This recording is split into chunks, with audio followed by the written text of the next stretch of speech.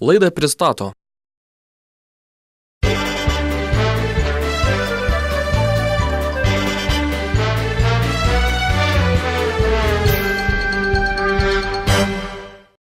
Auksinė mintis. Aš žaviuosi dviem žmonėmis – Gagarinu ir Newtonu. Vienas pabandė pabėgti iš šios planetos, o kitas įrodė, kad jam nieko nesigaus. Plačiau miestelio naujienas aptars Politikių klubas. Sveika, kolegė. Nu, sveika. Pažiūrėkite, koks gražus oras už lango. Pavasaris ateina. Nu jau pavasaris ateina, bet va. Na, ko jūs tokia liūdna? Kas nutiko? Taigi va, pavasaris ateina, problemas tai nesbaigia. Kokios problemos? Nu tos mero algos mažinimo ir miesto statuso praradimo. Jūs kalbate apie mažėjantį gyventojų skaičių Panevėžyje ir pasiūlymus mažinti atlyginimus politikams? Na jau, apie šito. O to girdėjai naujienų, va. Vienas tarybos narys iš kaimiečių nori padaryti miesčionius. Na taip, girdėjau. Na visai neblogi jo teiginiai. Kur reiškia neblogi? Yra toks posakis, jaunuolį iš kaimo gali ištraukti, bet va kaimą iš jaunuolio neištrauksi nykdžiu.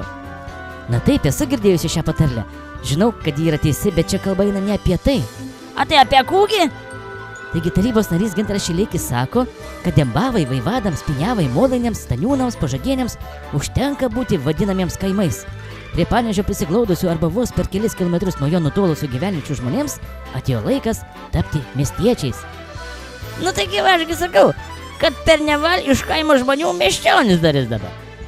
Na, matote, kolegė, tai išeitis iš susidariusios padėties. Panevėžyje mažėjant gyventojų, politikai svarsto, kaip papildyti tuštėjantį miesto iždą ir išsaugoti 31 tarybos nario vietą. Va, matai, ale visų laikų Lietuvą gelbėjo kaimas. Ir per karus varus, ir per caro valdymų, ir Smetona kariuomenį iš kaimo berniokų sukūrė. A kasgi sovietmečių bolševikus maitina? Kaimas. Taigi va, jeigu ne kaimas, tai Lietuva iki šiol būtų nuogo užpakalio. Na, yra dalis tiesos tame, ką jūs sakote, bet visgi šiandienos realijos yra kitos. Tarybos narys Šileikis įsitikinęs, kad dar didesnis ekonominis efektas būtų pasiektas, jei iš 2 miesto ir rajono savivaldybių liktų tik viena – Panevėžio. Nu, matai, tų kaimų dar kokie kas nori, vada be valdžios paliks. Kur tu motis, kad miesčionys kaimiečiai vadovautų, a nesgi net karvės melžt nemoka, net nežino, iš kurios pusės prieit reikia. Na, žinote, kolegė, jūs perlenkite. Šiandieniniai priemiestinių gyvenančių gyventojų jau nebežino, kas yra ta karvė ir jų tikrai nemelžia. Tai juk tie patys miesčionys. Tik išsikraustė į priemiestį gyventi. Nu jau, negali būti.